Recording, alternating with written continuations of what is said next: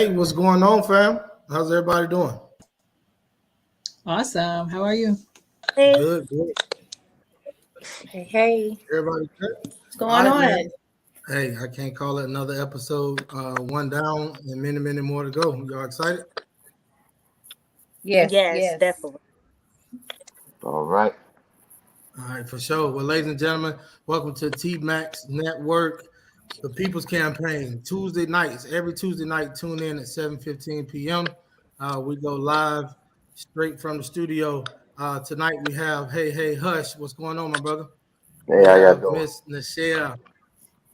All right. We got Shawnee P, Mandy, Niet, Alexis, and Anthony Day.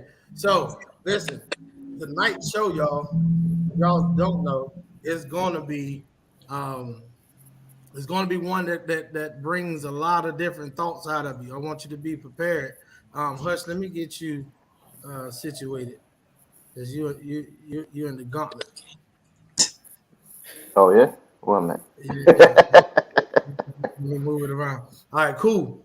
So it's gonna bring some thought out of the conversation. I want y'all to really let us know what you think. We have some live reaction videos. We have a few topics that we're gonna pose to the audience, and anybody watching on Facebook and YouTube, you can go ahead on and subscribe. Click the subscription button on YouTube. Send an invitation or a friend request over to our Facebook group, TMAX Network. Also, look out for Queen Summit featuring a male's perspective on Sunday nights. Sunday nights at 7:15 p.m. Eastern Standard Time. So, y'all ready to dive into our first topic? Yes, sir. Let's do it. All right, man. Y'all seem Yeah. kind of dry. Here we go. I think this one right here gonna get you up and flowing. If anybody want to reach out and become a part of the panel or send in some of your music, because we will showcase musical guests, you can email us at tmaxnetworkllc@gmail.com. Um, we have some sponsors we're going to go ahead on and read off. Ms. Shawnee P, can you take care of our sponsors for us, please? Absolutely. All right. First, we have Miss Alexa Sky, Coat and Boutique. Check her out. Check her out. Then next, we have the bosssisters.com. Please subscribe to them. Next, we're going to take care of your cleaning needs with Miss Mandy Cleaning Crew and LLC. We have Guns and Boxing. And then we're going to bring to you Extra Digit Movement. All right, that'll take care of all of our sponsors and pay whatever little bills that we have starting out. So let's go ahead on and get into it, man. Without further ado, this first topic that I'm going to bring, it comes from our last show, right? We got a lot of emails, a lot of text messages. People was calling some of us, and they were saying they really wanted to get in on the conversation. They joined late, but so I got a part two to one of the most popular questions that we had or topics that we had on our last show. So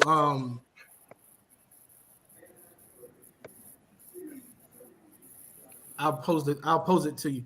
So the first one that we're gonna get into, guys, with gender roles being frowned upon, should it still be expected of men to pay for the first date? I'm gonna open it up with you, Mandy. Yes, they should definitely pay for the first. I think the first couple days, and maybe after like the second or third, I might buy drinks, but definitely the first couple, if nothing else. Okay. Okay. All right. Yeah, I agree. Okay. So since you agree, Hush, that's just it. You just agree. You don't have nothing to add to that. Well, It's just all thumbs up, right? no, for this part, yeah. For the first date, I still believe in courtship. I still believe in you making the first move on your potential partner. As a man. I was born in the '70s, raised in the '80s, been through high school in the '90s, and was a young man in the 2000s. So we still carry those principles in courting.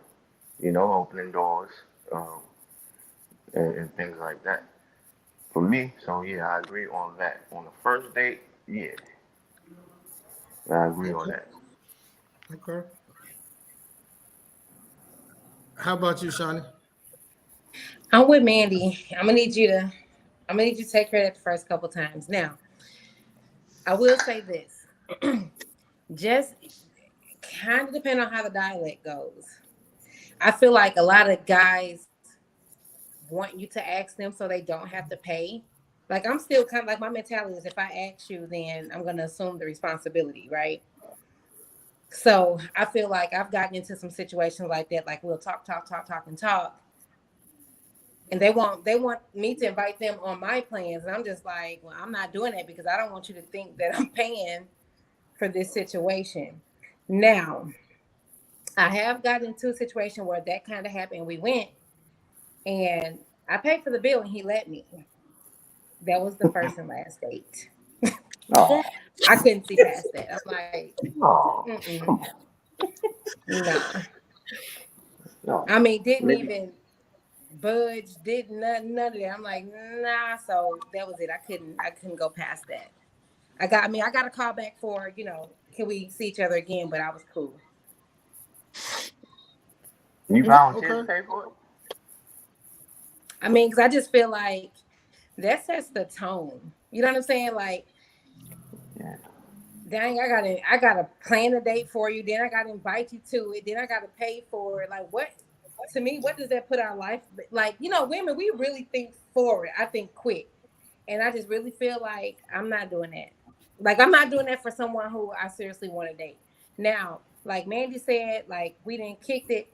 It's first of all, I think it's hard to get to a second and third date. Like, you really got to be feeling each other. You know what I'm saying? So by the time we're second and third date, then I'm gonna be like, oh, can I take you here, or I'll invite them and I don't mind paying. Mm. Okay. Michelle, what's your thoughts on this one? With gender roles being frowned upon, should it still be expected of men to pay for the first date? I wouldn't say expected. I personally, I don't know. Like, if they ask me out, then yeah, you should be planning to pay. But I always make sure I have my own money in the event that you decide you don't want to pay or whatever. Like, you won't have me outside looking crazy. So That part. I think if they ask, then it's almost assumed that they are planning to pay. But I sometimes am just like very blunt and be like, "You paying?" Like, so I know going into it because I'm very like I need to know type person. Like, I don't like too many surprises type things. So mentally preparing This myself, shit. it might be jokingly, like, oh, you paying, and let them, let it be known before we get out what the expectation is, so that I'm not sitting there looking at this bill like, all right, now what's gonna happen? Like, no, we already established that you're gonna pay. But yeah, I mean, why shouldn't he pay? But that's not to say that if I don't initiate let's go out, that I wouldn't be open to paying.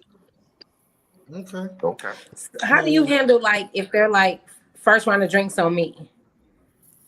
But like Okay. and that's like our first meetup. We only get one round. But my thing is like, so if that's how you're starting out, where you're thinking like, oh, well, we only gonna get one round because you paying for it. My whole thing is I'm looking for partnership. So we need to be able to balance each other out, or if you ain't got it, I got it, or whatever. We're working together, right? So if we're setting up the foundation of, well, I ain't buying no drinks, you gonna do all this by yourself, like that's what our relationship is gonna look like too. And I don't necessarily want that. Like, I want an equal or someone that's gonna take it to the next level. So I'm okay with buying second round of drinks. I think it's kind of fun, actually. No, okay. I do that after a couple dates. In the beginning, like there's nothing wrong for the people that do, but in the beginning, what I'm looking for a protector and a provider first and foremost.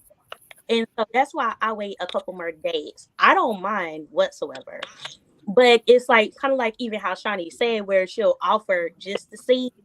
But I definitely take notes. I offered once and they wouldn't let me pay. And so, Yeah. but it's certain things that I look for. So I don't mind at all. But like, no, I want to eat. Like, I'm not going to go crazy and order like a bunch of stuff. But, it's certain things that I look for being the type of man that I want. And paying for the first couple of days, that's the least you could do. I'm greedy, but we can go somewhere cheap.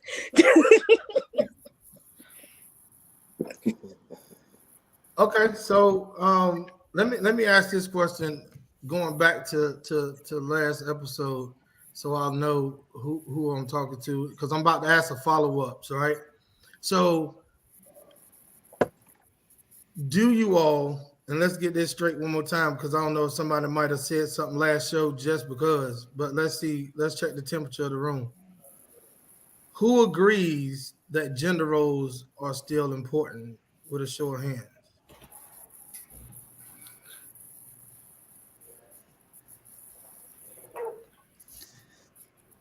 Ginger Rose is out the door. It's out the door. Okay. You It's out the door. said gender roles is out the door, right? It's out the door. I mean, this time and age, you ladies are doing a lot more. You know, yeah, you're making more money. You're doing more business deals. You're more creative in the aspect of financial means and life in general. Um, Sorry for the men out here. It's a lot of sad stories out here for the guys. But in cases, in point, I'm about to make is you can't be selfish either. So now, the man that you want or the man that you want to be around or date or whatever, yeah, sometimes you got to open that purse up. Like, hey, look, I like you like a little bit, and I'm not gonna be selfish on what I think the role of me should be. Now, you also have to let a man be a man, you know? So if he wants to take control, let him take control. All right, so I got to follow up. Hold on, man. I got to follow up with that because Hush is the only one that disagreed that gender roles. So we're gonna stay right here with him real quick. So Hush, basically what you're saying is because it sounds like you contradicted yourself. Basically, Hmm. what you said is that gender roles are out the window. Everybody doing business and making their own money, and sometimes the lady's gonna have to open up their purse. So I got a two-part question for you. One part first, uh, Hmm. as a man, right? Are you accepting women paying for your dates? Right? Hmm. Listen how that sound. Right? Are you expecting women to pay for your dates, especially the first one? Because the topic ain't like second, third, fourth, and fifth. I'm saying the first date. You asked her out. Will you? Are you looking for her to pay for your first date? No, that I'm not doing. The me per se, me myself and I'm not doing that. But if she insists and keep on insisting, I have no problem with that.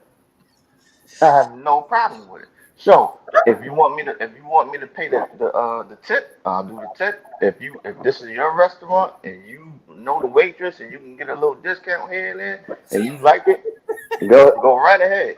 Yeah, and I say this with when when the women want me to come over to their house and stay, I'm like, well, do I have to pay a bill? Because I'm not. Because this is your house. So you already got stuff situated and established in your house. So therefore, I don't have to pay a bill, even though I'm living here. Yeah, extra little Okay. bit of extra water, Anybody maybe a want little to extra electricity. But still, do I have to pay a bill? You mean for one night? One night, or it's like That in a week? No, Do you I'm talking even about believe half monthly. the stuff you're saying out your mouth? Do you believe? Be honest. Do you believe what you just said? that's I'm a talking about months. Yes, I do believe that. If this You is your 100%, house, you swear. Like, you swear. I believe this. I'm taking this with me. I swear. I believe what I'm saying on my mouth. you move me into your house. I'm not paying. I'm not. Don't you expect me to pay no bill? All I'm right, in your house. ladies, that is a sign right there. Never move a man into your house. There you Now, go. You just said it. now, if I want to contribute, let me contribute. But I also contribute in other things. Like you ain't never gotta put gas in your car, stuff like that. I'll take the car, whatever. Do what you gotta do. The refrigerator, toilets, whatever, fix it. Blinds, fix it, put them up, stuff like that. I have no problem doing that. Taking out the trash, All this taking out the happened on the trash. first night. Remember, taking out the trash. if he means You taking out the trash. You ain't gotta touch no trash, no nothing like that. But this is your house, right? And you move it, and I'm coming into your establishment. Therefore, your setup is already set up the way you want to do it. So my little extra ends can help, but don't expect me to help. Like, I So got to drink to this. if you were living on your own or somewhere else, would you pay rent, electricity, and all that other stuff? right? So why wouldn't you do that for that woman Okay. that Case in point. is providing you with shelter. Y'all also, I'm sure, having sleeping together. Y'all doing all this couple stuff, but you're not gonna help her Not financially. unless he feel like it. That sounds a little strange to me. Case in point. Case in point. Right. I'm at my own spot right now. And if I move in with a young woman, therefore I gotta still pay the bills at my spot, still hold down my stuff, and also hold down your stuff. What is the no? Then stay at your house. Right.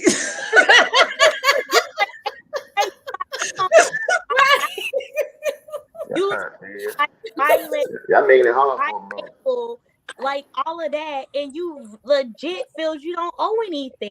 So it's a difference if you spending like a night or two, but if you're staying, like no, you need to help pay.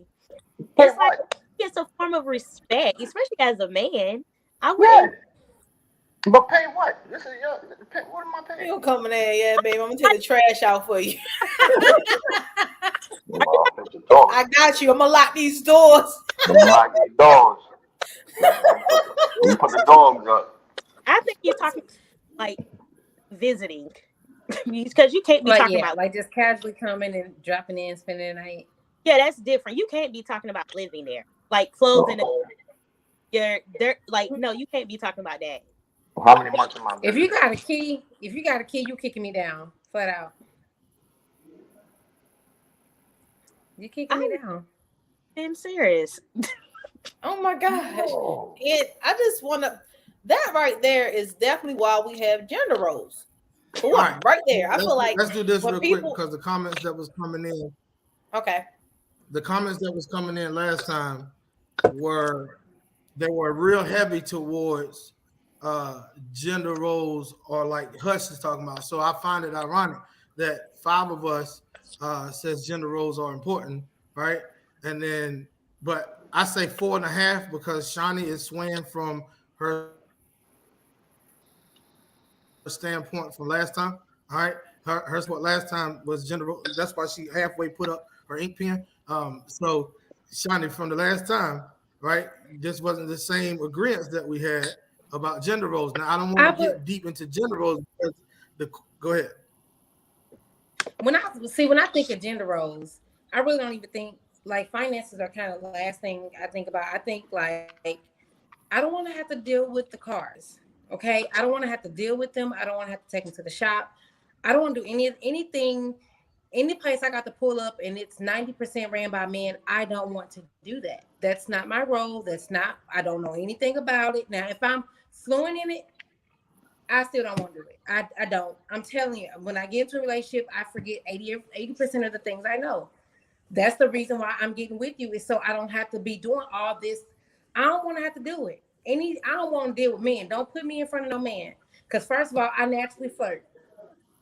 That's gonna be a problem for you. I just do. So just go on over there and talk to them about the stuff y'all know about, because I don't want to do that. So that's what I think about gender roles. And like I said in the past, like I've never not been with a man who didn't help me out around the house. They clean better than I do. I mean, not to say that they do it all, but they do it. And don't be in my ass about it. You know, like, oh, you need to do this or do that. It's just whoever smelt it. So do it if you see if something needs to be fixed, do it. And then when it comes down to certain things that we do, he's not going and buy no dish towels and buy dishes and things that sparkle and that make our house look pretty and beautiful. You know what I'm saying? So that's what I think about when it comes to gender roles. Now, if we want to go down to finances, I said once, I said again, like, I don't feel like your boyfriend should be paying all of your bills. And listen, when I say all, most guys, I feel like most guys have always kicked me down in some way. Not necessarily saying, oh, here's $50 on the electric bill. I don't know. It could be just something roundabout. You know what I mean? Oh, I got your lashes this week, or whatever the case may be. But I don't know any. I've never entertained anybody seriously who has not done that for me. A man is not buying a woman her lashes. I'm sorry. I don't see that. I don't see that happening. I mean, I don't see a but man doing that. you may not, but I have. If I get my lashes done like clockwork, not now because I'm poor and I don't got stuff going on.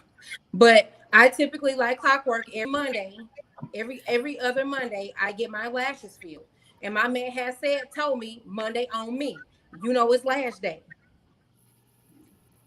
Oh, okay, so okay, lashes on okay. me. So you saying he give you a little bread I to mean, pay I've for had men yourself? say, "Go get hair done, go get your feet done, go get your lashes done." What's wrong with saying Oh yeah. and No, being no, no. intentional? You're right about that. You're right about that. I thought you meant he actually went out to go get the lashes and all that. No, I ain't doing that. But yeah, you're right. A little pampering here and there. Get any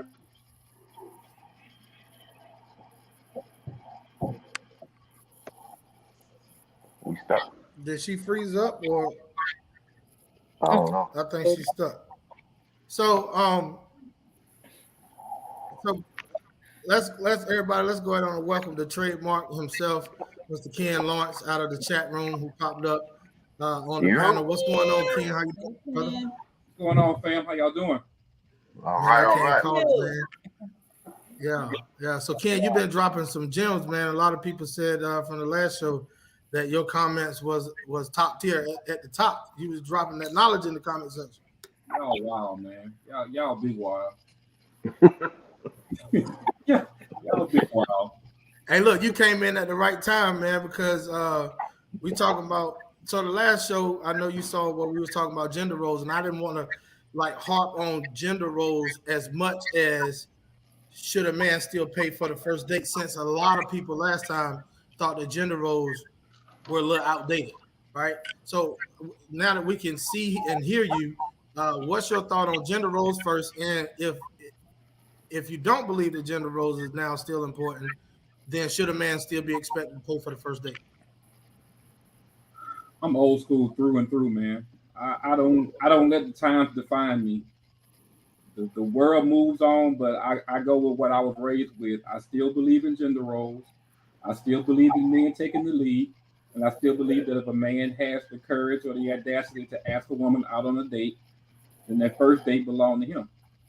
Now, after that, they can decide on whatever they want to decide on. But I just don't think it sets a good precedent for a man to go on a date with a woman and the first date is on her. Automatically, she feeling like his bread ain't right. Automatically, she feel like when times get hard and when she needs somebody to depend on financially, he not going to be there for him. My grandfather always told me the way you start things is the way you end things. So day one, first date, that's on me. Facts. So we got look, man, I'm glad you're here because we got to reel in our brother Hey Hush at the top, man. Please. He accepting first date from females, bro. Dang. She You insists. say the first date belong to her, the trash belong to her, No. Yeah. pumping her own gas. Hey, you say fair change ain't no robbery. Man, it's hard. It's hard out here. All It's hard out here. I hear you. We all been in two. Our age group been through two recessions. Our age group alone been through two recessions. So we already know what it is.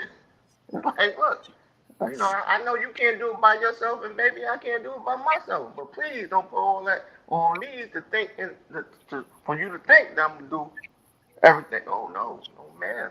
But you know something though, to be honest about it, in this new age, I don't even think a lot of women know how to accept that. There's a large segment of society where women have decided that they want to be independent. They've decided they want to be a man's equal. So they really don't know how to accept the chivalrous guy. do we want to or do we have to? Well, I don't want to be independent, first and foremost. I don't want to be in trouble with anything. I want a man that's going to be able to lead. But at the same time, like in the dating stage, I don't stand from like me. I don't accept their money. Like I was talking to this one guy, and he would not stop trying to give me money unasked. I'm not telling him I'm having financial issues, but no, I wouldn't take his money because it's like when you do it too soon. When I let him pay for dates, but when you start to give me money, it makes me feel like you want something in return. and we're not at the stage yet. There's no doubt about that. Huh? Whether that's an exchange of money or not, there's definitely a desire to want something in return. It's a big Right. difference versus like trying to give me hundreds and hundreds of dollars. Like, no, I'm not there yet. No, thank you. I'm good. You you keep paying for the dates though. But no, I'm not. I couldn't take his money. So let's okay. So look, let's do this, right? So now that Ken and Hush got that clear, right? I think that Hush is on the island by himself because Shawnee has now crossed back over to the right side of thinking, right? So Hush is out there all by himself. Hush is out there by himself. I have been on that side. So what we're gonna do right now, y'all, we're gonna play a live reaction video. Now I want everybody to remain calm because I was just as shocked that you probably will be when we see this, but we're not gonna necessarily talk about exactly what was said. I got another topic spinning off of this live reaction video. So we're gonna get right into this live reaction video. Let's watch this real quick and we'll be back with our thoughts. Ooh, Okay. Yeah, why I picked this one? Oh Lord, what is it? I can't say it. You got to. It says Oh, take a God, shower. stop it. Like golden showers. I do. Golden shower everywhere. You like it? I just like it. You do? Freak. Freak of the week. Huh? So you say take a shower. You not take. You say take a shower. You like golden shower? I know. It's just I don't know. It's just too. I'm gonna be honest. Hold on, one more thing. I need something a little. So I'm gonna be honest with you. I've never had a golden shower. I did. Did you? I've never had a golden shower. Like I've given one golden shower, but I've never experienced that. I'm all about trying new things, though. Golden shower. It's fun. Yeah. Like, you know when you drunk and it just depends on how the night I flowing. gotta try this out.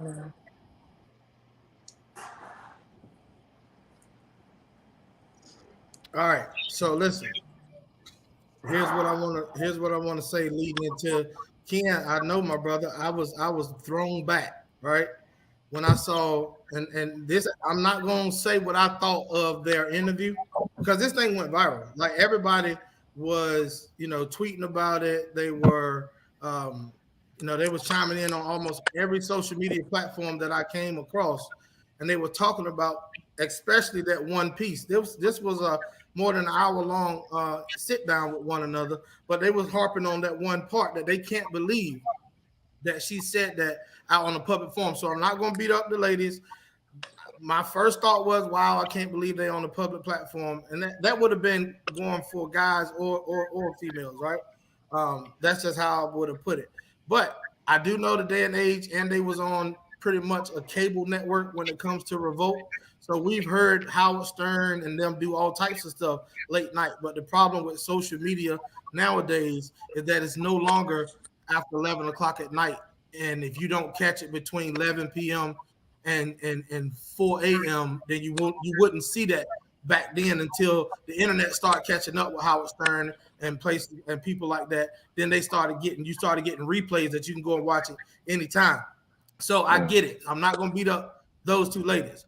But the topic that's going to spin off from that video, and I'm gonna start with Niat. Niat, here's the topic coming your way, right?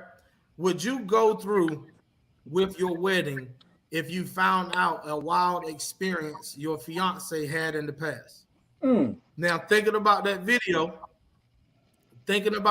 you on mute, Niat. Thinking about that video that we just saw, that type of wild experience is what we're talking about. Would you go through with your wedding if you found out leading into the wedding day that your spouse had a wild experience as such? Something like that. Yeah. That wouldn't stop me from marrying that person. I'm not going to sit up here and just throw out what we've been building towards because you had something in your past, because whatever you had in your past Obviously, you learned from it, and maybe you grown and you matured. Now, it does matter to a certain degree what it was. Like if your wild experience involved, children or the same sex. First off, right, we won't bring kids into an adult conversation. Let's keep that out of it, right? Because that is beyond wild. That's actually illegal. So what we'll do, we'll go with your second one, right? That was a wild experience for you with the same sex, right? Um, so with that being said, what you just said about the same sex, so it's an extreme to your wildness because that type of what she just referenced to me is pretty wild. I've heard it plenty of times. To me, that's not wild enough. So that's not wild enough for you. Oh, okay. Nah, this is good. This is good. So I've heard of that plenty of times. We don't have to. I've heard of it too, but that's wild to me. That's out there, right? So y'all can go around and discuss it, right?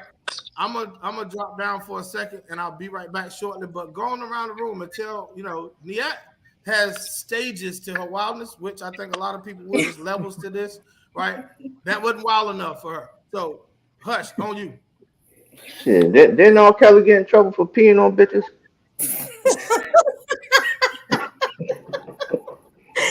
I mean, come on now. I knew it was gonna be you. He got in trouble for peeing on bitches, didn't he? But my thing is this: don't pee on me, and I won't pee on you. So what is we doing? What kind of conversation is that? Golden showers, and then the other woman says she had actually peed on somebody. No. That do sound super minor. Honestly, the only thing I can see is same sex, like Niette said. Like, I don't know. That's my only thing I could easily think of. But peeing on somebody or getting peed on, yeah. If I thought enough about you to marry you in the first place, that wouldn't definitely change it. That's disrespect. I saw another topic, something like that, saying if this is your wedding day and the side girl come text you and say, I've been sleeping with your man and I got an STD or whatever the case may be, would you stop the wedding from moving forward? Did you see that, Mandy? But I'm about to have a conversation because I'm not about to marry nobody that's been messing around either. But I'm not about to take it at face value. But I just feel like I can't stand the old messy chick. Like, you knew what was going, like, you gonna wait till the day of, like, I done put my girdle on, I can't breathe, and say that to me. Like, I just feel that is so malicious. And that's what they do. I mean, because you've been cool with all this time. Now it's a problem because he finna get married. Because then it was you. My thing is, like, if you didn't have a problem with it, then don't down. And like, even and then, that's kind of how I feel about it too. I'm just like, there's like, would you stop the wedding? My thing is, I don't know. First of all, my phone ain't gonna be in my hand as the brag. I don't even want it. Let's start there. You know what I mean? I don't even want it. I'm focused on doing what I'm doing. But I just feel like that's so terrible. Like, and I guess it's the maliciousness in it for me. You didn't have all this time to warn me, and because you wasn't chosen, now you want to cry about it. Basically, if it's even true though, because a lot of females do get jealous and start doing little pay. So to say, "Oh, I'm a prophet," no, but I am about to find out if I get locked in.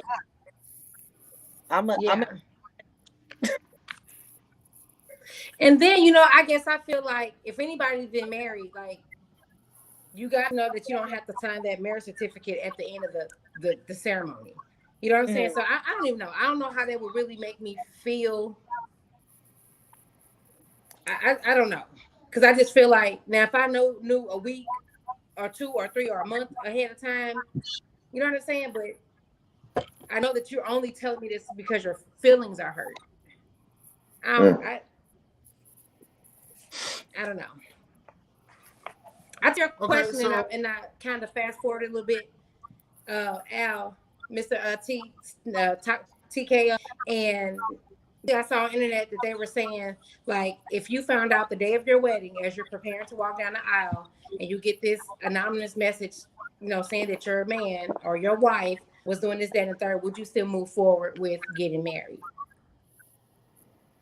And it could have been something wild, like I peed on him. No, you said this, that, and the third. Just saying, like, if you received a message as the groom the day of your wedding, I got that part. But fill in your this, that, and the third. This, that, and third is so the girl basically saying, "Oh, I've been sleeping with your fiance for this many years, and I have an STD. Would you still move forward with the wedding?" I'm sorry, your facial expression. That's messy. That's messy. That's just like peeing on somebody. Yeah. So, you brought it all the way to the wedding day, like about to walk down the aisle. Yes. I probably would finish the ceremony part, right? But before that minister, hold on. But before that minister take documentations down to the court and file them, we're gonna have a conversation. So the ceremony might still go on for the family and people in attendance, right? You won't even, because I'm pretty good at like hiding things when I don't want to even bring it up in the heat of the moment. So I'll go through with the ceremony, but we're gonna hold off and we're gonna have a conversation. Because first I'm gonna find out, is this dude, because in my case it'll be a dude calling me. Is he hating? Is he just throwing up? We're gonna have a conversation, but I won't call off for that part, right? But I'm talking about the topic is confirmed. This ain't a messy person. This is your person coming out, revealing something to you. The wedding is scheduled. It's months before the wedding. I'm not talking about wedding day. The wedding is scheduled. But before y'all in the planning stages of getting everything done, blah, blah, and your person is revealing to you something that's wild to you. Like I said, I appreciate Niette bringing up levels to it, because it is levels to it. Like some people are more extreme in their private life than others. So I can respect that part. But I'm saying whatever they reveal to you, that's wild. My extreme. Yeah, I'm cool. If it's a hard extreme for me, and I'm probably gonna not be able to do that, because it's never gonna leave my head ever. So and I feel and I'm pretty open. I'm pretty open. I don't pee on me or nothing like that. You know what I'm saying? But man, it would have to be something super wild. If it's wild for me, then it's a no, because I'm pretty open. Basically. Okay, got it. So Nichelle, what you say? Yeah, I think the only thing I can think of is what Niette said is same sex. Other than that, we might try it. Streaking. Chop. Don't you pee on me. Hey, Ken, did you comment already on this one? Nah, man, I probably would have to walk, because I'm the type of person where we're gonna have those conversations before we even get to that point. Just how many people really do? Seriously, like, because a lot of guys. Listen, let me set this up. A lot of us don't even want to even open that door, right? Me myself personally, I'm not gonna open that door myself in conversation, like asking prior stuff, detail that you've experienced. Most guys don't open that door, so that's why the question was posed: if your mate volunteered information to you that was wild to you. So if I had to keep it real with the guys that I know, like or my friends and people that I've talked to, most guys don't open that door. Now, females on the other hand, would try to sneakingly get you to talk. And shame on you if you start, because you just heard what Shawnee said. It's never gonna lead ahead, and I think we make that mistake because she telling you, baby, we best friends, or it's all good. You can share anything with me, and we mess around and get to doing that pillow talk stuff. And okay, on you can. When I was younger, I probably would say that I wouldn't have that conversation. But I mean, at this stage in my life, I'm 44. The margin for error is small. So I would much rather have that conversation with somebody and realize early on that we're not compatible, that we got some things that we just can't overlook, versus waiting until feelings got involved and we've got integrating each other's lives and stuff. And now I gotta decide between my mind and my heart. So yeah, let's just go ahead and get the dirt out early. What's the worst thing you've ever done in your life? Shoot. What if somebody don't realize that that's the worst thing on your end? What if they don't think, they thought it was something normal, but when they tell you, you're like, oh my gosh, like they didn't think it was bad, so it wouldn't come up during that conversation. Well, I'll ask you, and this is the thing too, and it may not be a popular opinion, but when you achieve a certain level in your life, perception does matter. So if you have to ask yourself also, who knows? How many people know? Because if I'm with a woman and if I'm rocking with her and we become one, she instantly becomes a part of my brand. So everything that she did previous to me either elevates my brand or it brings it down. And once again, at this stage in my life, I would not be I couldn't rock with a woman that would tear my brand down. My brand to me is more important than any woman I could be with. Okay, cool. I'm glad you said that. Now we're gonna flip this. Open it up for anybody else that want to chime in. I think we got everybody. Mandy, I'm not sure if you talked about this point or not. So if you want to go ahead on and speak on it before I hit Ken with this part 2, and then we're gonna transition to another phase of the conversation. So Mandy, you got anything you want to like to say? Mm-mm. You good? Yes. All right, cool. So Ken, back to that what you were just saying right then, right? So scenario 2 for you, and then we're gonna leave you alone because I think that Ken, where you originally from, bro? Originally from Mississippi. Yeah, that's the country in us. A lot of the reason why we stand on traditional stuff, gender roles, and conversations that we're having now because we're both from the South. Hush, where you originally from? I'm from Brooklyn. Originally from Brooklyn, New York. Totally different. There you go. That says it all. Shout out to Brooklyn in the house, right? Shout out to Brooklyn in the house, baby. Traditionally, in the South, we kind of more reserved and traditional, right?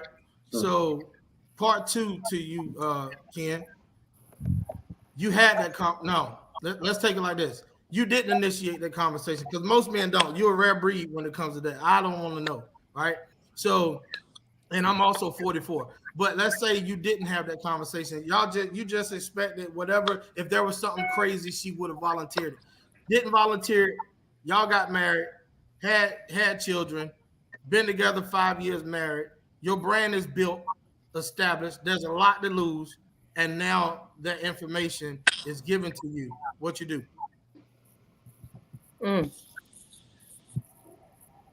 We got to rock with it from that point. I mean, the damage has been done. If it's 5 years later, whatever it was that was going to tear my brand down, it's already done. If I leave her at that point, I mean, I can't go back and repair it. We got kids involved. She's lasted 5 years, so obviously it was just a shot the night that she did. But I mean, that don't mean it's gonna hurt no less to hear it. You know, I mean, you still gonna get that initial shock, that initial rush of hearing it. But I mean, 5 years in the game, you married, you're official, you got kids. At that point, it is what it is. I mean, would I have liked to know earlier? Yeah, that should have been a conversation that we should have had earlier. But you know, like you say, you know, who's going to volunteer negative information about their past, especially if they feel like volunteering said information could impact something they really want. Let me find out. Let me find out 5 years, and we got kids, and I'm living in your house, and I'm going through your things, and I see a passport that say Dubai, Dubai, Dubai, Dubai, Dubai, Dubai, Dubai, and I'm like, well, how do you pay for this house anyway? And then you say, oh, baby, don't worry about that. That was, you know what they do in Dubai? They do golden showers and they do other things too. No, this thing is over. This You thing see is what happens over. when you don't help with bills? This thing is over. This thing that we got is over. Let me find your passport. Say Dubai, Dubai, Dubai. What the? Yeah, she do have a point, dude. If you ain't paying no bills, that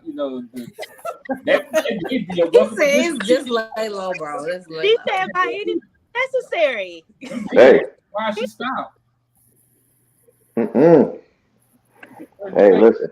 It's and I would like to know that. I would like to know if you took plenty of trips to Dubai. I would like to know that before we get married and have kids. I mean, that's something that needs to be known. Yeah, She would like for you to help pay bills in the household that she's eating shit in. No, she won't, because that's how she got the house. She got the house. That's why she told me come on in, and she ain't worried about that. She got the house by going to Dubai. You don't sit up and complain now when you eating and sleeping in it. Yeah, but You then I got look over to be the man of the house, and that's what she did. yeah, but then I got to turn over and look at her in the face and say, "You raggedy mother, you." She had to roll And I over. heard, look, you probably people do more for less. Okay. Hey, look, check this out. We just got breaking news, ladies and gentlemen. We got a musical showcase, musical guests coming in the building right now. I'm gonna actually play her song first. I was gonna bring her up first. She just got in the studio. I'm gonna actually play her song first. We're gonna all listen to it. If everybody can mute out while the song is being played. Ladies and gentlemen, this is a part of TMAX Network, the People's Campaign, that we are going to showcase up and coming musical artists. No matter the genre, they can present their music to us by sending in a copy of original music only to TMAX Network LLC at gmail.com. So if anybody out there wants to showcase their music, they can. This week we have a young lady by the name of Chocolate Berry. She is coming out of Chicago, Illinois, and she is an artist / entrepreneur. Let's go ahead on and get into her song, and then we'll bring her up right after. Just to let you know, well, I'll divulge that information after the song. So y'all sit tight. Here we go.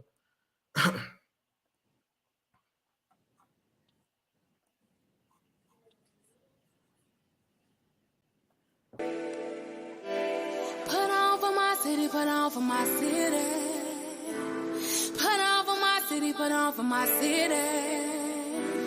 Put on for my city, put on for my city. I just want my city shining. Too much darkness, why I can't stand. Lord help me, my city crying. Turn on all my city lights, please. Yeah, go hard. Gotta go hard, gotta go hard, gotta go hard. Gotta go hard.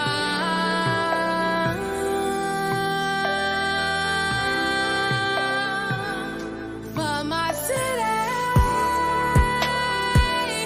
For my city. For my city. For my city.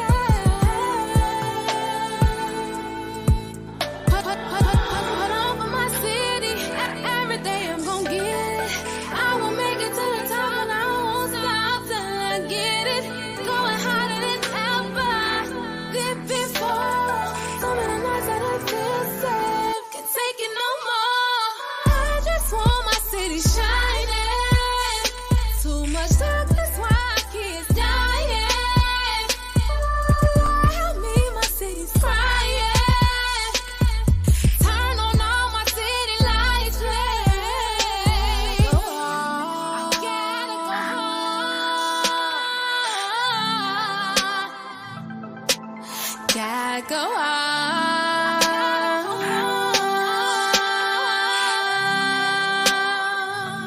for my city,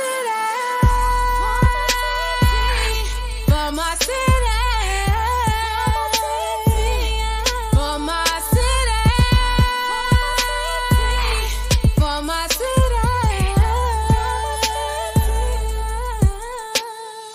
Chi-town where I'm from, too much shit going on.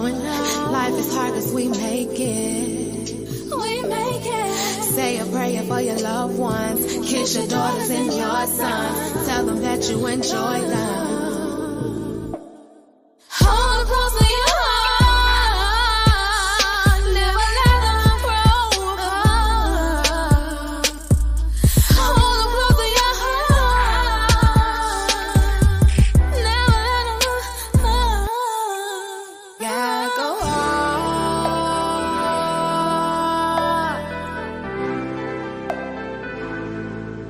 Gotta go on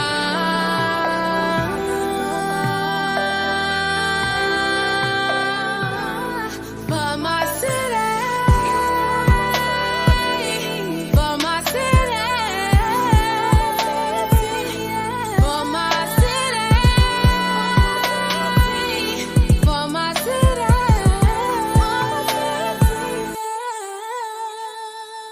Put on for my city, put on for my city. Put on for my city, put on for my city. Put on for my city, put on for my city. Put on for my city, put on for my city.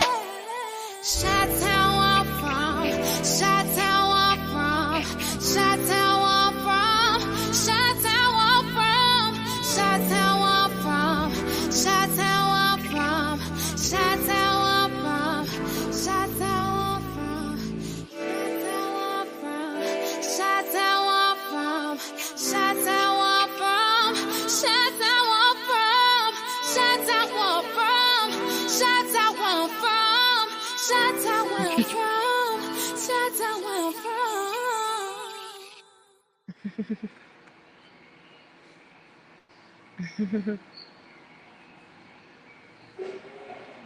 Miss Chocolate Berry, how are you? Hey, How you I'm doing, love? well. So I welcome you over here to the TMAX Network, the People's Campaign. So that was your joint. We're loving it, loving it, loving it. Obviously, you're from the Chi-town, where you're Yes, from. yeah. So, let's drop in. Like, are you originally from, like, born and raised? Yes, I'm born and raised Chicago, Illinois. Okay. So jumping onto the song, like what was really going through your head with the inspiration from the song? You spoke very deep, like you love it, but obviously there was some things going on that you was like really trying to get your audience to learn about. So what was your thoughts with that? So basically, I'm an artist. I'm an inspirational artist. So I like to make music that I've been through or is going through, and I like to inspire others. But put on for my city. It's still so much going on: violence, no togetherness, no unity. And I created that song for togetherness, for unity, so that we can come together for once. Because, when we come together, more happens. We can get more done. So I kind of made that my anthem. Like, this Chicago, we got to stand up for what we believe in, and we got to keep moving forward no matter the storm. It's hard. It's rough. And as a whole, we have to get it together. So that was my thinking when I created that song, because I'm big on togetherness. And I was like, maybe I can create something that can bring us in togetherness. Okay, I definitely love it, and I can see that. I see that that's going on in a lot of our cities. So something that you are prideful about Chi-town. We heard about the bad things, but what's some good stuff about the place you're from? We get to create in ways that we want. We get to see like so much good that they have, like the museums and everything, the downtown area, the food is A1. We get to have so much that they don't bring up. that they don't show for. We are great people. We just, as a whole, don't come together like we need to, because we kind of hate on each other. We kind of want it to be, oh, it's, I want to be it, so therefore I can't support you. But we have everything good, like every other city. Like, I wish we had more people to help us with the music industry. The Chicago music industry isn't what it should be. I've never been in other industries, so I don't know, because I can't compare it. But I know that, to me, in the situation that I am, I go through more bad than good. The good that I have, I created myself. I created within me and my children and the people around me. So the good that I have, I create. I sing, I make songs all day, I record songs, I cook, I clean. So I just try to make myself busy and stay busy. That's the good that I have, creating my own. Oh, I love it. I love it. I know we have several celebrities that are actually from your area. So, who are some that you may be inspired by? Uh oh, that's hard. It's okay. So Shauna, she's okay. I say okay because I'm not really into their music. A lot of our artists in Chicago make music about violence. They make music about things that we're not going through or things that we don't have. You know what I'm saying? So I'm sorry. Like, I really don't have great artists to critic. I have a Blood of the Shot album, and all them artists, they're not famous, but they hold a special part in my heart because they are great artists. And bloodoftheshot.com if you want to know furthermore on the artists that I'm talking about, different artists from Chicago. I don't critic any famous artists. I'm sorry. Kanye West, Common, they are okay, but they seem to put us in a messed up situation. Like, I can't really speak for Kanye West as being a great artist to me because of what's going on. So it's hard. It's hard. It's really hard for me to have artists from Chicago that I look up to. I don't myself, and the artists that I work with, which are they're not famous. Well, you put them on your album, so they gotta be doing something now. So I give them get a big major shout out because obviously your vibe attracted your tribe. So you did meet some people that you really connected with. That you told us you rock with them really heavy. They've been with you guys for a long time, right? Me and my best friend Squale, she's my engineer and producer. We came up with DJ Khaled Chicago style. So she's the DJ Khaled, and I'm the one that's like the Chris Brown Future that's on every song. And we picked up about 15 to 20 people to create an album with, which is called Blood of the Shy. We just met them. How this happened, we knew of them, and as we was listening to the beats, we kind of was like, oh yeah, how about that artist get on here? So we just met everybody. Unfortunately, we've known them maybe for about 6 months to 8 6 to 8 months. So, and we created it so quickly. It's something that we dreamed of doing, and we kind of put it together. Okay. So going back to the Blood of the Child, what type of vibe you think people will get from listening to the album? IRB, which is a genre that's mine. That's my own genre. I have to get everything intact so that it can be mine, all together. But we have pop, hip hop, R&B, different genres, like all in one. Like, every artist that we have is different. Every artist that we have is and I say IRB because it's inspirational. It inspires other people to do and even say the things that we are saying and doing on this album. It's like no other. It's different. Okay. Well, thank you, everyone. Let's welcome Miss Chocolate Berry, artist and entrepreneur from Chicago, on the panel. Hey, thank y'all. Hi. Hey, Hi. Hello. Yo, what up? What up? put on for the city. Yeah. So man, that was a really, really good song, Chocolate. I for one thank you for sending in your music, right? Putting yourself out there. Of course, I saw and I'll share more of your story with the crew. with the tribe. After this, they'll get all of your links. But do us a favor, because I know you have social media Hello. platforms. Tell us where can the people find you on all your social media outlets? So Instagram, Chakaberry Music, CHAKABERRYMUSIC. That is the Instagram. And also, if you go to YouTube, that's my channel, Chocolate Berry, on every other platform. If you go to Apple Music, anything of that sort, you can go to Chocolate Berry, CHAKALATAYBERRY. Also, that is my real name. So anything that you need, you can just type that in on any platform, on online, website, bloodoftheshy.com, BLOODOFTHECHI.com. Okay, man. Well, look, this won't be the last time that we see you, because you do know for our showcase, you got to bring yourself along with this same song back next week, because we're gonna have a musical artist who's already sent in their music. I won't tell their their gender or their style, but Okay. what I will say is they're coming strong, right? Okay. And they got to come real strong from the song that we just heard. So I've already let them know that the song that we was displaying for this week was definitely a banger. So we appreciate you, sis. You can stick around if you choose. I know you got the family and everything, but you know, you're welcome. You're welcome to hang out. We're gonna transition right now into a part of the show where we got one more live reaction video with a topic following. So this live reaction video, I know we like to laugh, we like to joke, like to have relationship conversations, which are good, man. I think is needed, for one, just for us, male and female, men and women, to come together and really share our thoughts on some things, because I think before we can actually change anything outside, we got to reshape the homes.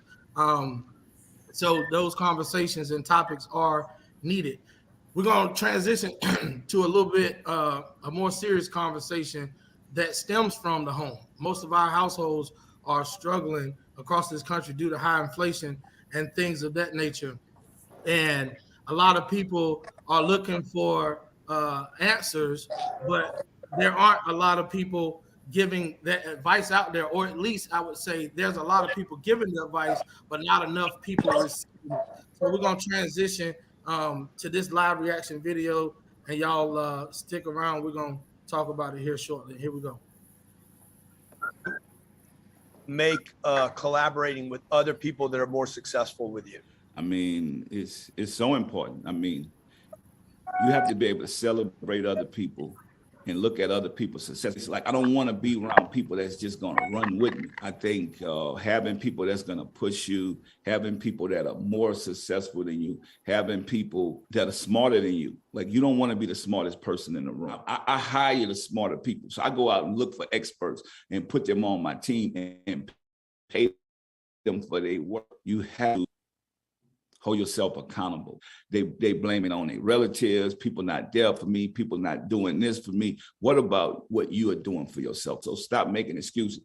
Wow. If you want to hit a home run, you got to at least swing at the ball. And my last thing is, don't be afraid to cut people off. That's holding you back. And Percy, if you'd have dragged them along, would you have been able to meet the new people? No, I wouldn't be here. Appreciate you, man. Appreciate you being a great example too. Thank you. Hey, your grandpa would be really, really proud of you, man. Yes, sir. Thank you. All right. All right. So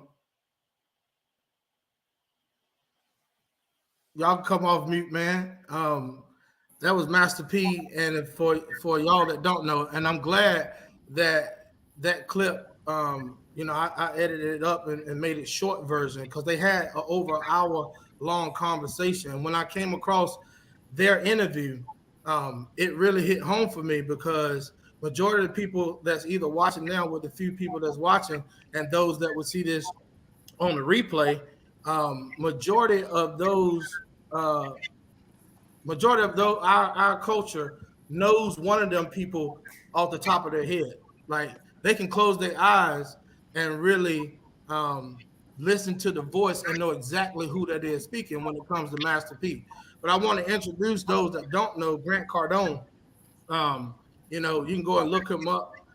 World-renowned trainer and speaker. You know, when it comes to 10xing, when it comes to leveling up as a whole.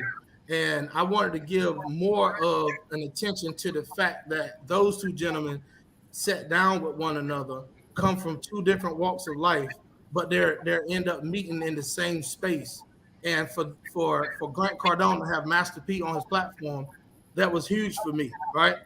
Another one that I seen back in the day is when a moderator, not a moderator, but the person that was conducting the interview had Jay-Z and Warren Buffett on the same platform. That was huge for me when I saw that, because that let me know that no matter where you came from, you still can end up in the same space with some of the people, the richest people in the world. Now, it ain't all about money, but it is to say that growth is everything, right? So here's the topic that we're gonna get into. Everybody, can you mute out for me real quick? And when it's your time to speak, you can go ahead and unmute because I've got some feedback coming in. The topic that we're gonna run on this one, y'all, is why don't people promote seeking financial help like we're encouraged to do for our mental health or even marriage counseling? So we'll start with one of the guests. So we'll start with you, Ken, then we'll go to Nichelle, and then we'll move around the panel. Man, that's a solid question. But honestly, I don't think that we promote mental health or marriage counseling at the level that we should. You know, we've been told that we have to be strong. We've been told that asking for help is a sign of weakness. You know, we try to do everything ourselves. Recipe for failure. But by the same token, I don't think most, and God, this is a harsh statement. Most of us don't understand how money works to start me anyway. And unfortunately, most people stop learning after they graduate high school. The stuff that you learn in college, you learn just enough to get by, but we really stop learning after we get out of high school, which puts most of us behind the 8 ball, because when it comes to financial literacy, not to speak for myself personally, I grew up in a family that didn't have a lot. We didn't struggle, but we didn't have a lot either. But as far as understanding how money works and how to grow money and how to make money outside of a traditional 9 to 5, none of that was stressed. It wasn't, you know. And at 44 right now, I'm still the outlier in it. I'm the only person that I can think of in my family that actually is kind of where they want to be. We've been told to settle. Well, we've chosen to settle. I'll put it that way. We have this fear of leaving people behind. So it's so many different things that go along with that. A lot of people don't even understand that, you know, that this glass ceiling that they set for themselves is self-imposed. You know, I guess people at an early age, think about it this way. And I was having this conversation with a bunch of friends the other day. I remember being in school where the smart kid was always ridiculed for being smart. And now we're adults, and the same thing is going on. The progressive people, the people who are advancing, the people who are doing great things, are still ridiculed for being successful. And a lot of people would rather stay stagnant than be ridiculed by people who they consider their peers. So it's a lot of things, man. But you know, mindset is everything. You know, if you think poor, regardless of what your checking account look like, you're poor. You know, if you put somebody in the room with 5 people and 5 of them are millionaires, you're the only one in there broke, would you even ask them about money? Or would you give them some type of conversation about something that really doesn't matter? So it's all about mindset. It's about experiences, man. It's about putting yourself in position to be able to maximize your potential, to be around people who are going to make you better, you know, people who are going to stretch you. And unfortunately, too many of us are just okay with being okay. We're okay with being comfortable. We're okay with being complacent. And like I said, we're afraid to leave our peers behind. True that. And before we go to the share, let me let you know what I was thinking when I said the mental health and the marriage counseling. Because here's the deal, people like Charlemagne the God, #1 advocate for Black men mental health. He's making it real popular in the last 10 years, right? We hear different platforms, women pleading for us guys to seek mental health or therapy or some sort of place where we can go and get rid of all of our stress and depression and anxiety and all those things. That's where I was leaning towards, because I hear more often people, can you mute out for me real quick? I hear more often people saying, mental health this, mental health that. I hear that in the last 10 years. I also, when it comes to marriage counseling, a lot of people wait until the end, until there's issues, right? So you spot on. We don't talk about mental health enough. We don't talk about marriage counseling, premarital counseling enough, right? But we definitely don't talk about if there was some heavy lifting need to be done in the household, whether you're a single parent household or whether there's 2-parent household, outside of that household, even to family or anybody else seeking advice or help when it comes to your finances. Now, the Bloomberg report and all this other stuff coming out, JP Morgan and Chase predicting next quarter there may be a recession, all of these things. And a lot of our culture don't even look into that world to even see it coming. It's almost like that tsunami, Ken, when we're out on the beach and we're just having fun. But you got a few people from Hawaii or from an island who are used to tsunamis while they're out having fun with us and we're just tourists, right? They know to still pay attention to that ocean. If they see water, being retracted back out into the sea, we might still think that, the beach has gotten larger, right? So we still can party. But the locals and those who are used to that culture, their eyes will get big and they notice certain signs, and then they retreat, and we get sucked in to a tsunami. And I think that's what's happening in our communities, is that these names, we're knowing our athletes, our entertainers, we know those like the drop of a dime, people that really are out there helping folks in the financial world and in other aspects like mental health and marriage counseling and stuff like that. I don't think we go too far into those areas enough. So, Nichelle, I'm coming to you with that question. Like Ken said, we know that we don't talk about none of them enough. So why do you think finances is normally left on the back burner? I think you actually you hit the nail on the head when you were talking about, like, we keep all this stuff in the house, right? Or we wait until it's too bad and then we seek help, right? So it's like this big taboo of don't tell our business outside the house. Like, nobody can know, like, we struggling with money because we have this BMW in the driveway and we got this big fancy car and all this stuff. Our kids go to school, they got Jordans and everything else. Like, they can't know that we're struggling because we're trying to, I don't know, have people look at us a certain way. But also having celebrities have this as a regular conversation versus let's post fabulous pictures on social media should be the thing. Like, if you are going to be an influencer, like, influence your community and the people around you so that they can also level up to another level from where you came from. Like, obviously you can't take everybody with you, but there's different ways that you can reach back and help people. And, I think when certain celebrities talk about their experience where they didn't have the financial literacy and the mistakes that came of that, people start really paying attention, like, oh, this person lost $1 million or lost all their money and had to build it back up because they didn't have the team in place or because no one taught them these things. People start listening, but then at the same time, they stop listening because it's like, well, that person's still successful. And here I am making this amount of money. Like, it's not possible for me. So, it's definitely mindset.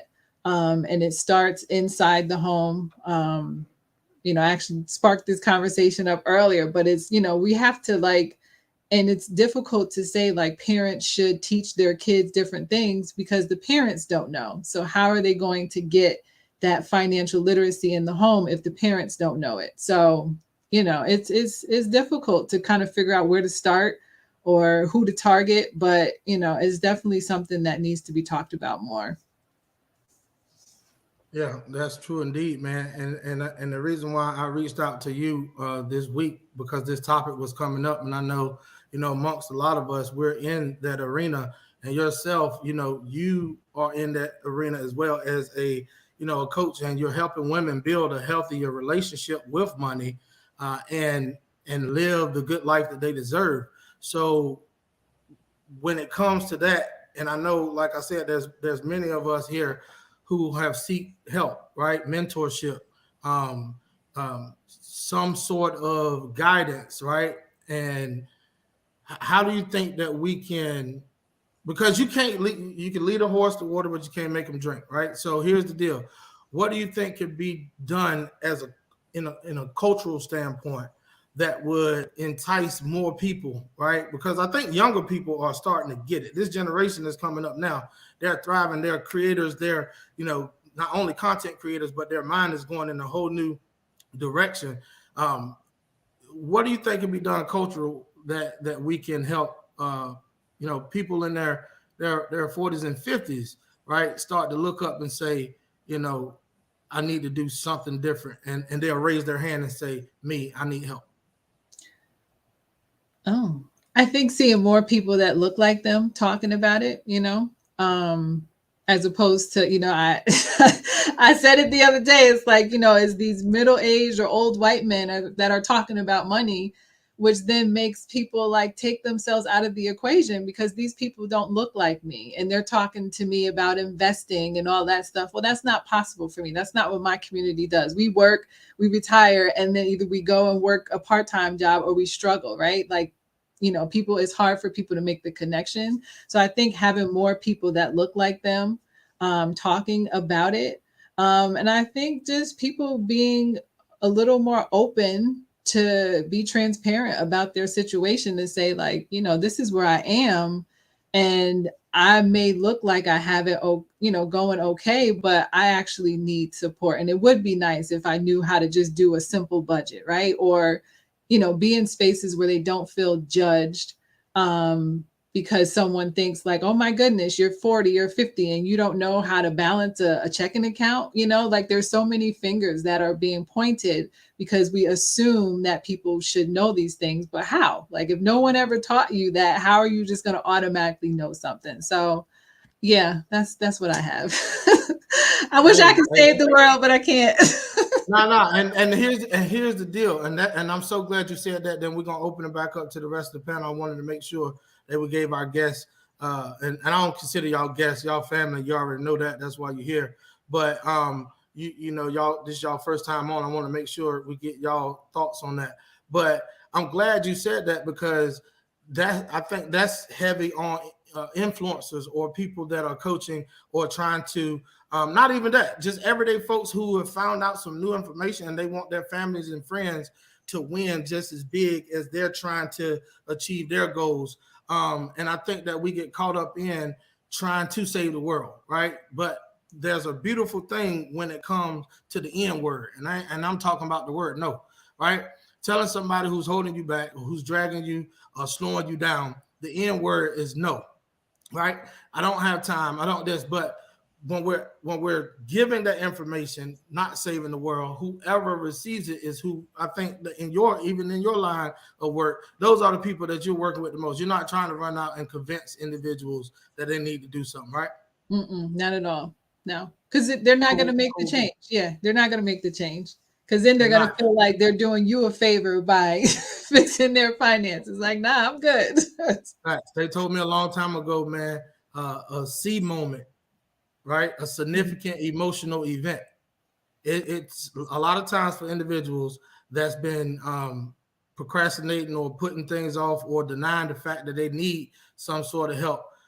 When a significant emotional event takes place, that's when a lot of people raise their hand, and a lot of times by then, the people that they're asking for help from, be their closest relatives and family members, they can't even help them then because they waited too late, and now the cradle is so deep and large that if you'd have just raised your hand when you was $1,000 in trouble versus $20,000 in trouble, then we probably could. But see, now that's when it comes to knowing where you are, don't be afraid to open up. A lot of times it's strangers that's going to pull you through. A lot of times more than the people closest to you. So I'm gonna get off my soapbox. Nashaya, Ken, I appreciate y'all for that introduction to this question, the topic. We're gonna run across the top. We're gonna start with Niet, hit Hush, go to Mandy, and Lexi close us out on this one. Then we got a real treat from one of our sponsors. I think another part, like I think Nashaya definitely jumped on it, the shaming of it. I've been involved and I've done free programs, financial literacy programs, projected to have at least 30 people to show up. And I would hold a whole course and 0 would show up. Only people that showed up were actually the people working for the organization. So no matter how we promoted it, no one wanted to be in a space where they didn't know. And this was just budgeting. This was basic stuff. This was just budgeting. This was something that we thought the community needed because it was helping with managing your finances when you start your career. They will come back and ask about the class and inquire about it, but they didn't inquire about it if it was on a written sheet. If it was on a sheet, you had to put your name underneath someone else. There was no inquiries about it. But people know what they need. It's just that shaming that we have a part of our culture for not knowing, even though the person that's shaming you, they don't know about it either. And that's the problem. Like everyone, they want to keep their face. Like you want to keep your face. You want to hold your face like you are the ish. Like you said, you had that BMW in the driveway. Oh, I got enough money. And my next thing is when people resort and say, well, I have enough money. What about the generation behind you? What about that generation after that one? What do you mean you have enough? Like there's never enough resources. If there was too much money in the world, why do we have billionaires? You're like, man, you should have been stopped making money a long time ago. You got enough. So I think like far as our people, stop being ashamed of what you don't know. Because there are a lot of things I don't know, and I ask questions. Get around people who desire to go deep, to go in depth and raise their hand and be the one to take the hits, take the blows. Like people don't want to get hit. People don't want to go through the pain. People don't want to take the blows. They don't want to be the the example. The example. That's my take on that. Me personally, I do feel like that has to do with the shame that comes behind it. But it's hard for a lot of people to ask for help. But again, it's like if you never ask for help, if you never admit your downfalls, it's going to constantly leave you in that same state while it's constantly getting worse and worse and worse. And so it's really just, I think, taking that shame out of it and willing to learn what you should or could be doing better to really help your situation. Like, is your pride too big for my family to do better? You know, is my pride too big for me to really be successful and get the help that I know is out there? It is. I think it's really just boils down to the pride.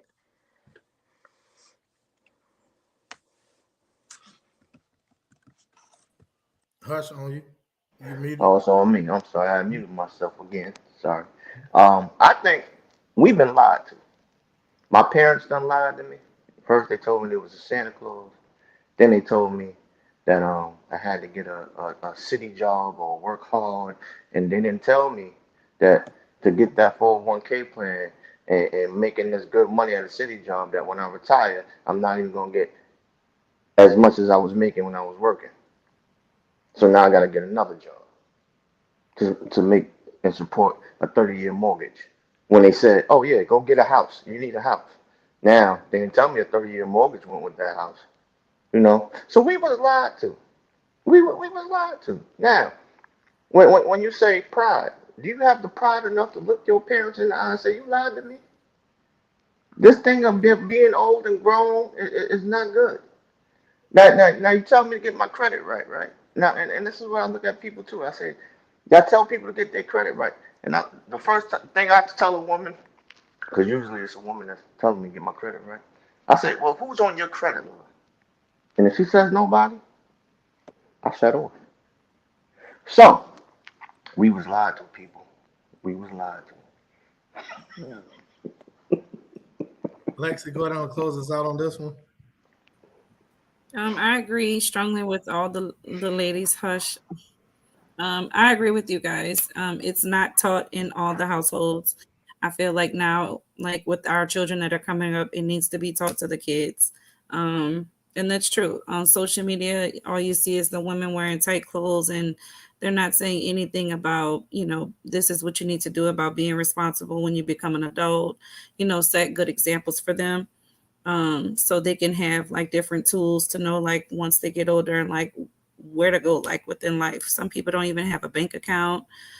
Some people just hold their own money, so people don't even know just the basic fundamentals about money. So I feel like it does need to be taught in the households. And like Nia said, like people are ashamed, but they'll go and ask someone later after you didn't offer a free class, and then now you're charging them, to pay the class. And then it's like, oh, what happened to the free? But when I had free, y'all didn't want to pay for it. So it's like, you don't know what to do, but it does need to be presented more often. I think so. Okay.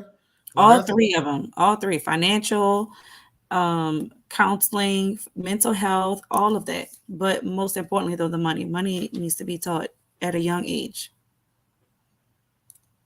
Exactly. And listen, that's a good segue into our sponsorship. So right now, ladies and gentlemen, we're gonna run our sponsors across one more time and let you know, just in case you want to reach out to some of them for their services, their products, whatever that is they're presenting to you. So first off, we have Alexis Sky Cohen Boutique. This is a place where you can order women's clothing and of that sort. Shop with them, right? Take a look at the catalog. We'll be presenting the website on our next episode, so you'll be able to shop with them.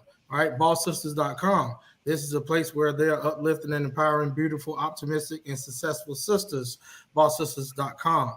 Also, Mandy's Cleaning Service. Right, if you're in the local area, Fayetteville, North Carolina, or surrounding areas, I think they do also travel. It just has to be work. So check out Mandy's Cleaning Service LLC. Also, we'll have that website or at least a contact number on the next episode. And then protect yourself with Guns and Boxing. This leads me to, before I bring up our last sponsor, Guns and Boxing. You can look them up on Instagram, Facebook, and YouTube. Guns and Boxing. It says exactly what it says, Guns and Boxing. This is a personal sponsor of mine that I actually reached out to and I'm a part of, right? And I let them know that we will be displaying Guns and Boxing here. I had a breaking news message, just waiting on a little bit last confirmed, but it's already been put out into the public forum, so I'll break it here on TMAX Network, the People's Campaign. Ladies and gentlemen, Michael Williams Jr., 23 years old, fighting at 147 pounds. He is his record professionally is 20 wins, 1 loss, and 13 knockouts. This young man represents Fayetteville, North Carolina. He represents Michael Williams Jr. Boxing. I am the vice president of Michael Williams Jr. Boxing. This is personal for me. I'm kind of getting the chills announcing this right now, but I want y'all to know Roy Jones Jr., the legendary Roy Jones Jr., Hall of Fame. Roy Jones Jr. is his trainer and his coach. His father, Michael Williams Sr., who is the president and CEO of Guns and Boxing, just hit me up as we were starting the show and let me know that I can go ahead on and speak on it. I've been holding it for about a week now. Live in Atlanta, Georgia, February 25th, main event pay-per-view, Michael Williams Jr. versus 4-time world champion Adrian Broner is going down February 25th, Atlanta, Georgia, on pay-per-view. We will be in Atlanta, Team Williams Jr., Roy Jones Jr., and Guns and Boxing. So if you guys don't know or haven't seen any of his content, you can look him up on YouTube. You can also follow him on Instagram and Facebook at Michael Williams Jr., the boxer, or you could just Google him. That's something that he's proud about. He's been fighting since he was 7 or 8 years old. And, when people try to stun on him, he's a very humble young man. He don't put, so much energy on talking smack with his lips. He talk with his fists in the ring. Outside the ring, stand-up gentleman. So, but when people try to stun on him, he said, you can Google me, right? That's the energy that I like to feel. So leading into that's Guns and Boxing, Michael Williams Jr. Boxing, right? So leading into our last sponsor, we have Extra Digit Movement out of Atlanta, Georgia, with Mr. Brian Bean himself, who teaches mindset, message, and money. Right now, currently coaching and teaching the three streams to three incomes, right? So what that is current cash flow, business cash flow, and passive cash flow with investing long term. So with that being said, we're going to bring up one of the representatives from the Extra Digit Movement. This is a gentleman that I should not have to introduce, so I'll let Alexis do it for us. So Alexis, take it away. Hi, everyone. So we're going to introduce Mr. Anthony Day. He's with the Extra Digit Movement. How are you tonight, Mr. Anthony? I am doing fantastic. How about yourself? I am doing great. We're so happy to have you here. So I wanted to ask you a few questions so everyone can get to know you and know your story a little bit. Number one question is, tell us about Extra Digit Movement. The Extra Digit Movement and NWR Financial. I want you to imagine being in a room, okay? And in this room, if you look to your left, you see your neighbor. And if you look to your right, you see a police officer. If you look in front of you, you see a doctor. If you look behind you, you see a school teacher. So what the Extra Digit Movement is actually a group of people who have the same common goal. And that is actually focused on improving their personal well-being along with helping their generational wealth as well. So what we do with the Extra Digit Movement is we're showing people how to increase their net worth one digit at a time. Now, keep in mind, we're not using sales, we're not using a bunch of hype, and we're not trying to convince anyone. Okay. So what we're using is real strategies that provide solutions to people's personal financial challenges. And the result is real results. It sounds good. It sounds good. I'm loving it so far. So the second question I have for you is, how long have you been a part of the Extra Digit Movement? I'm tongue-tied. I'm sorry. That's okay. So I've been in it for about a year and a half now. And I got to tell you, before NWR, I really didn't understand how money was working. Okay. And I heard on the panel earlier that people were missing the knowledge about money in order to be able to propel themselves forward. So now that I'm actually involved with the NWR Financial, I don't consider myself to be young and dumb anymore. Actually, I'm definitely not young because I'm now 51. Back then, I was 17. Well, you don't look it. You don't look it. It's okay. I appreciate it. But now that I'm involved, I didn't know that I could actually have my own personal experts who could advise me on where my money should actually go. So now that I have that, my credit score has increased to 825. I'm debt free, and I have a wealth building vehicle that I can put my money into that allows me to actually make money while I'm sleeping. And that's actually called a private reserve account. And that's something that we could probably discuss later. But it's really interesting on how this works and how the focus is on helping those people who are, as we would say, they're suffering in silence. Right. And that just goes to show, just with the previous conversation that we were talking about with money.